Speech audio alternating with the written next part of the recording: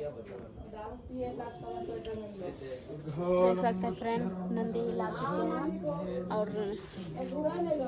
1 minute करते हैं।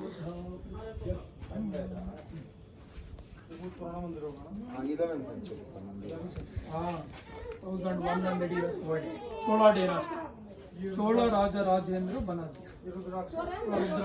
पंचमुखी